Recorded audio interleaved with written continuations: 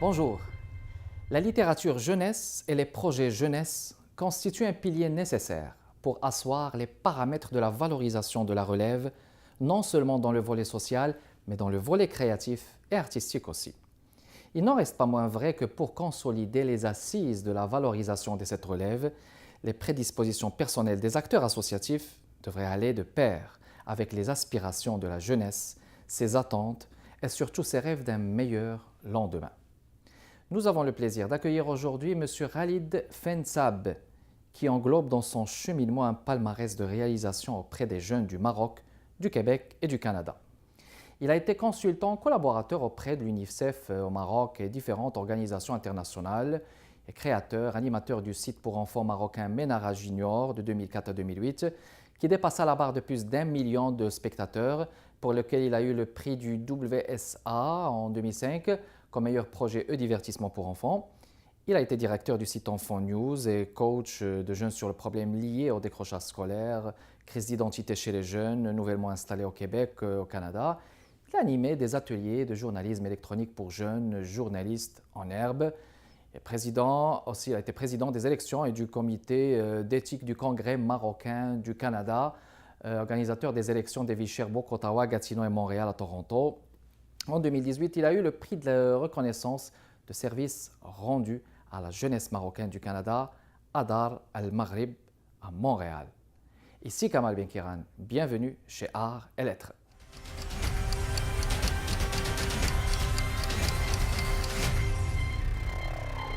Monsieur Khalid Fensab, bonjour et merci d'être parmi nous chez Art et Lettres. D'abord, j'aimerais te remercier de t'être déplacé, d'avoir pris le soin de le faire, de braver tempête et de braver des soucis de santé parce que, dois-je le rappeler, vous êtes une personne à mobilité réduite, vous êtes un modèle, vous êtes une personne courageuse, je vous ai connu depuis des années et ce que vous avez réalisé, c'est tout à votre honneur. Au nom de toute l'équipe de Art et Lettres, merci beaucoup de vous être déplacé et d'être venu parmi nous pour cette entrevue, donc sur votre parcours et votre cheminement. Khalid, à quand remonte donc ta passion pour la cause des jeunes? Ça remonte à fort longtemps. Au début, il faut savoir que je n'étais pas accepté à l'école à cause de ma maladie parce que je ne pouvais pas marcher. Et l'école primaire au Maroc, il n'était pas outillé pour prendre en charge une personne handicapée. Le fait que j'ai appris à lire et à écrire, je le dois à ma mère. En pleurant, elle me portait sur son dos pour aller à l'école. Et on était 43 élèves dans la classe. Sur mon banc, on était 3. Et tous les premiers mois, je ne faisais qu'observer parce que je ne savais pas déchiffrer les lettres, ni l'alphabet. Et j'ai fini cette année comme major de promotion.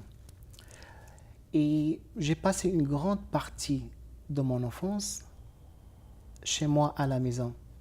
Le seul lien avec l'extérieur, c'était une fenêtre. Et à chaque fois, je me mettais tout le temps devant la fenêtre pour regarder les gens. Parce que mon cercle d'intervention, il était réduit. Je ne pouvais pas aller plus loin. Et j'avais peur que les enfants me blessent. L'autre enfant, je ne le connais pas parce que je suis différent. Et de là, j'ai bravé l'étude primaire, secondaire, universitaire, post-universitaire. J'ai fait un diplôme de journalisme et tout. Et j'ai exercé en tant que responsable de communication dans une grande firme multinationale.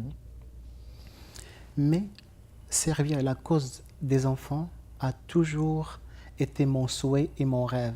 Donc vous avez commencé, donc ça a été donc une cause qui a commencé au Maroc, on va dire. Exactement. Qui a commencé au Maroc, puis après, donc avec tout ce que vous avez réalisé au Maroc, vous avez transféré donc cette passion ici au Québec et donc vous avez réalisé aussi bien d'autres choses. On a vu donc des sites web. Faudrait-il mentionner par exemple que le site web de Menara Junior, il avait dépassé plus de 4 millions. Oui. Et vous avez été actif même au niveau politique, hein. Il n'y a pas juste la cause des jeunes, parce que vous avez participé en 2008 à la construction du Congrès marocain, vous avez été chef des élections au niveau de certaines villes du Québec. Cet engagement pour vous, est-ce que c'était une vocation ou bien c'était une nécessité? Vous vous dites, est-ce que c'est nécessaire pour moi que je puisse m'engager comme ça, ou bien c'était pour vous une vocation innée chez vous? C'était une vocation innée chez moi et c'était aussi une mission. Je me suis donné une mission. Par exemple, mes débuts au Maroc, c'était quoi? Je voulais donner la chance aux enfants de nous parler De parler. de leur environnement, Mhm. comment ils jugent les adultes sur le plan culturel, économique, social, sportif et tout. Et j'ai commencé par former des petits journalistes. Mhm. Je leur apprenais comment écrire un article, comment s'exprimer. Et c'était la première fois qu'on voyait le monde à travers les yeux de ces enfants. C'était une occasion pour les parents, les enseignants, les personnes qui interagissent avec les enfants. Et là on est en train de voir Menara, donc là Oui. c'est juste le portail, on peut voir juste en bas donc, votre engagement avec, les enfants, ce qui est tout à votre honneur. Donc vous disiez que vous les encouragez à écrire, vous donniez beaucoup d'ateliers à ce moment-là. D'ateliers et surtout des ateliers d'art plastique liés au journalisme. C'était quoi l'objectif? De montrer aux responsables, ceux et celles qui sont censés prendre en soin l'enfant et l'aider à grandir dans un environnement culturel qui lui permettra de s'épanouir et d'aller de l'avant et un jour de redonner à la société, mais il fallait qu'il reprenne. Et de dégager les potentialités, parce que nos jeunes Exactement, aussi, c'est du exactement. potentiel. Je montre brièvement juste ce chef-d'œuvre de Kenza et la salle 5 ans, donc, sur le site Menara, qui avait donc défrayé la chronique. Alors, donc, c'est toujours dans un cadre de promotion, oui. Oui. Cette petite fille-là, elle avait 5 ans. Vous avez 5 ans, oui. Il a dessiné avec des couleurs chaudes. Et il nous a montré à nous tous que nos enfants, ils ont du talent artistique. Il faut juste prendre le temps de prêter attention à ce qu'ils travaillent.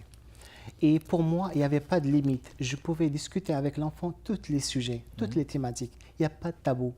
Parce que j'utilisais un langage familier, accessible et facile à être incorporé par l'enfant. Et assimilé, oui. Et ça lui donne des possibilités d'interagir et de s'exprimer, soit en mots, soit en couleurs. Soit en mot, donc par le mot et par l'image. Ce qui permet de développer aussi donc, des capacités cognitives. C'est quoi les sites? Donc c'était Enfant News. Au début, c'était Menara Junior. C'était Menara Junior, oui. Un module de Menara. J'ai gagné avec le prix d'excellence du World Summit Award en 2005 comme étant le meilleur site d'amusement et de divertissement pour les enfants parmi 740 sites web. Très bien. Et quand je suis venu ici, j'avais une mission, un rôle. Parce qu'un enfant qui te fait confiance, qui partage avec toi un désir, une idée, un espoir, un rêve, il te confie quelque chose de sacré. Et ces enfants-là, ils avaient des messages parce qu'une grande majorité étaient des enfants handicapés. Des enfants qui vivaient dans le Maroc inutile, le Maroc lointain. Et ces enfants-là, ils voulaient un changement. C'est comme si en dessinant et en écrivant, ils avaient un message à transmettre. Et donc ce message, il est très important aussi pour l'épanouissement des enfants en général. On va faire une pause, Monsieur Fensab, et on retourne dans les prochaines minutes, mesdames et messieurs. Restez avec nous. On est de retour, mesdames et messieurs, toujours dans le cadre de Arts et Lettres avec notre invité Khalid Fensab. Khalid, on est arrivé à Canada Junior. Et je me rappelle que Canada Junior, il avait eu de succès comme site web. Vous avez pu donc marquer de votre empreinte l'âme de plusieurs enfants, des communautés, pas juste la communauté marocaine, de plusieurs communautés. Voulez-vous nous en parler aussi? Oui. Canada Junior, c'était ma modeste contribution à la société québécoise et canadienne. Ce que je voulais réellement, c'est de permettre aux enfants issus de l'immigration et les enfants d'ici. Les enfants, ils vont s'exprimer. Pas de jugement, j'interviens pas. Je laisse la voix de l'enfant communiquer avec l'enfant d'ici. C'est comme si j'étais en train de tisser des passerelles entre les enfants. Parce que le Canada ou le Québec de demain, il sera fait d'hommes et de femmes issus de l'immigration et des enfants ici. Donc, je me suis dit que si je pouvais contribuer à faire ce lien avec les enfants, on aura un Canada uni, fort et fier de ses origines. Et c'est là qu'on peut dégager une force de différence Tout qui à fait. peut aller de l'avant. Tout à fait. Et puis, on n'oubliera pas aussi votre engagement politique, comme je l'ai mentionné. Il y avait un engagement au sein de la construction d'une structure il y a quelques années, qui est celle de Congrès marocain au Canada. Vous avez été distingué par votre engagement. Voulez-vous nous en dire plus, peut-être, Oui. pour que nos téléspectatrices et téléspectateurs aient une idée sur l'ampleur de votre engagement? Oui. Aussi, j'ai contribué en tant que président des élections et secrétaire général du groupe de travail Maroc-Canada en vue de la création d'un congrès marocain du Canada.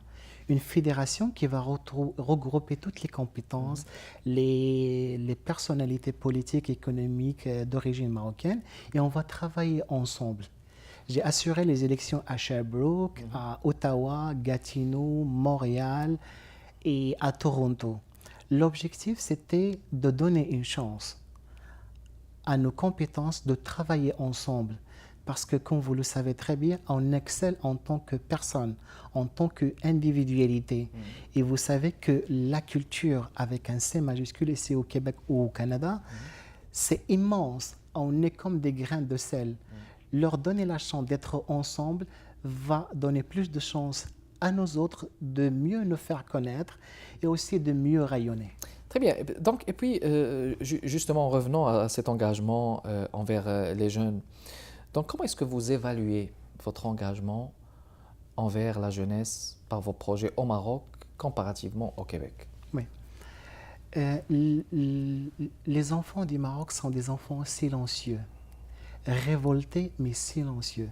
Ce sont des personnes qui voient des choses qui ne sont pas correctes. Par exemple, ils n'ont pas un espace vert, ils n'ont pas des activités parascolaires, ils n'ont pas le droit au jeu, ils n'ont pas accès à un Maroc qui prend en soin leurs spécificités, qui les écoute, c'est très important, et qui les aide à grandir sous les ailes des adultes. Quand je suis venu ici au Canada, je me suis dit que je vais transmettre les messages des enfants du Maroc et avec les travaux que j'ai ramenés, je vais essayer de trouver des solutions. Comment faire en sorte que l'expérience canadienne soit exploitée au Maroc? Et transféré, oui. Et aussi comment faire pour que l'enfant d'origine marocaine ou d'origine ailleurs, issu de l'immigration, puisse évoluer avec la mémoire qu'il a apportée de chez lui, ses rêves, ses ambitions, parce qu'il est venu ici avec un verre à moitié plein. Il a déjà commencé sa vie d'enfant. Et là, je ne vais pas lui demander de remettre le compteur à zéro pour s'intégrer. Je lui demande de rester lui-même, d'essayer de tirer le meilleur des deux mondes, tout en ne pas oubliant qu'il peut un jour redonner à la société marocaine, parce que c'est la terre de ses ancêtres.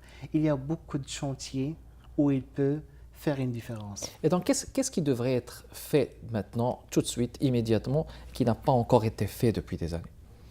Il faut libérer nos esprits, faire appel à l'enfant intérieur qui est en nous et se dire que à travers notre parcours, nous avons relevé tant de défis. Il y avait des échecs, il y avait des points positifs. Comment faire en sorte que notre parcours soit mis à la disposition des enfants, en les écoutant bien sûr, et en créant un lien de confiance et d'estime de soi.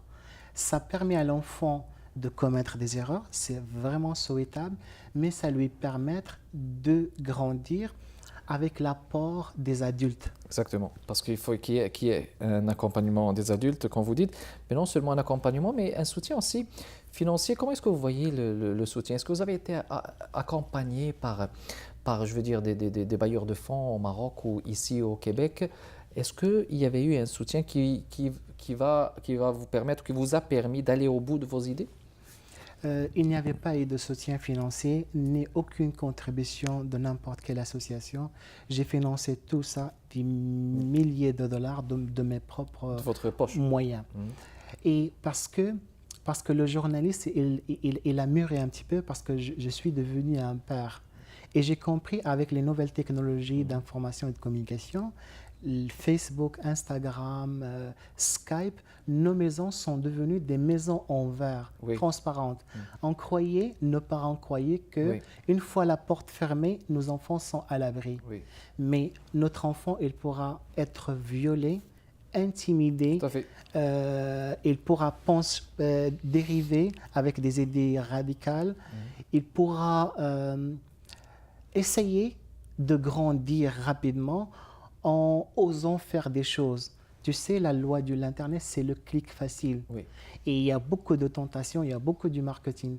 Mais nous, en tant que parents, j'essaie d'attirer l'attention qu'il faut prendre le temps de s'approprier ces nouvelles technologies.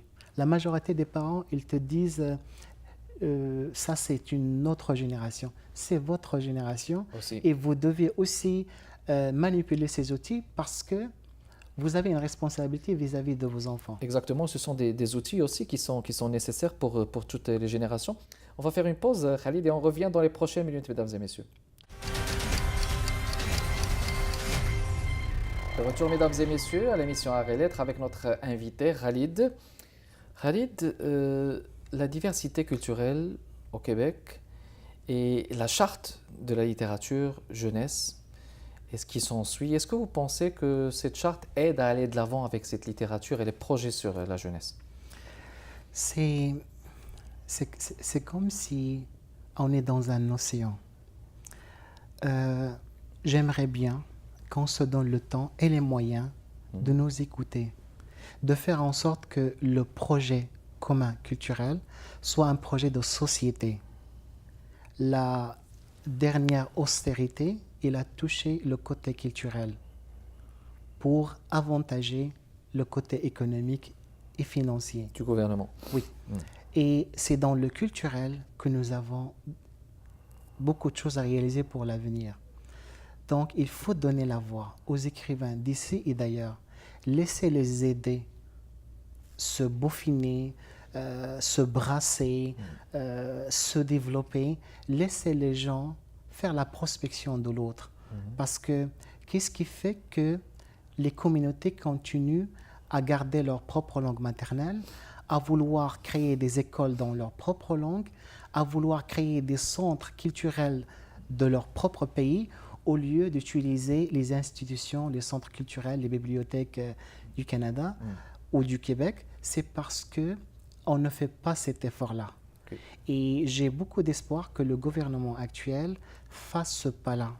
Parce que dans les promesses de François Legault, il a promis de rassembler les Québécois autour du bien vivre ensemble et éviter le choc des idées, le choc des cultures. Moi, j'ai constaté que l'enfant lui-même, il est influencé par la politique des adultes. Oui. J'ai des articles ici, des écrits des enfants qui m'en parlent. Par exemple, il y a des enfants qui parlent de... Je peux montrer peut-être les dessins, ça ferait plaisir, oui. Il y a des enfants qui parlent de la discrimination. Quand on parle de la femme voilée, la québécoise voilée, religieuse, elle travaille. C'est une force de travail et aussi c'est une maman. Et le fait de la mettre en valeur, de lui donner sa place dans la société, il peut affecter positivement ou négativement les enfants. Donc il y a toujours une certaine valorisation qui est mise de l'avant. Je vois qu'il y a beaucoup de choses. Moi, je vous connais et je sais qu'il y a beaucoup de choses intéressantes. C'est pour ça que j'aimerais enchaîner avec vous, Khalid Fensab, sur vos projets d'avenir. C'est quoi vos projets d'avenir? J'ai un seul projet, faire entendre la voix des enfants issus de l'immigration. Et si j'arrive à contribuer modestement pour faire en sorte que les enfants d'ici et d'ailleurs grandissent ensemble, sans tabou, sans barrières psychologiques, culturelles et tout, j'aurais contribué modestement à rebâtir la société de demain. Donc c'est un projet, est-ce que c'est un site web, est-ce que c'est une activité, comment est-ce que vous l'avez déjà, concrétisé ou comment il se présente le projet pour vous? Oui.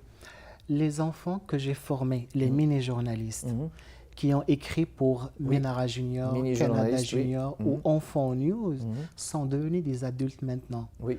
Et ils influencent, ils interagissent, ils partagent leurs rêves, leurs espoirs avec les enfants ici. Et croyez-moi, en interagissant avec les enfants, j'ai touché les parents parce que ils ont commencé à redécouvrir l'enfant qui habitait avec eux, mais qui avait des rêves, qui voulait être meilleur, qui essaie toujours de mettre son emprunt. Même si c'est un petit emprunt, il va essayer de dire les choses doivent être comme ça et non pas comme ça. Donc, il y a une possibilité donc, de continuer à nouer et à tisser ces liens avec ces gens que vous avez mandatés, que vous avez formés comme des mini-journalistes. Oui. Donc, un projet qui, j'espère qu'il va se concrétiser. Est-ce qu'il y a d'autres projets? Est-ce qu'il y a d'autres...